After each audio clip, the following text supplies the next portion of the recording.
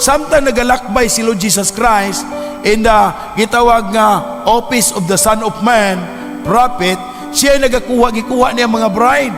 Iyang ginakuha ang bride sa panahon o iyang giingnan, let not your heart be troubled. Ngano?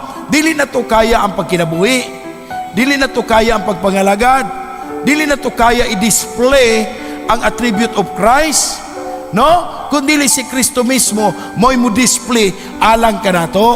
Usaon niya pag-display, siya ang mo eksena sa atong kinabuhi. Dili na to kaya i-eksena ang kinabuhi ni Kristo, kundi kakabahin nga to niya. See? Mo na siya, let not your heart be troubled, believe in God, and ye believe in God, and believe also in me. Praise the Lord.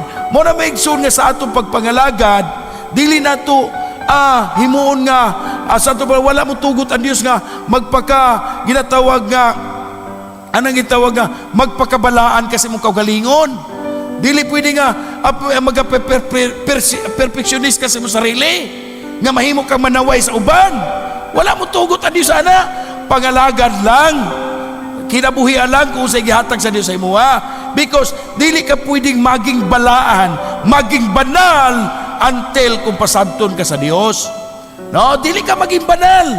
Bisa pag unsahon ni magbasa ang spoken word, bisa kung sahon ni magbasa ang Biblia, dili ka maging banal except ang Dios magapakita kanimo diha sa kasulatan. Sa diyang nalakbay ta, na born again ta, diha na makita si Kristo sa tong life.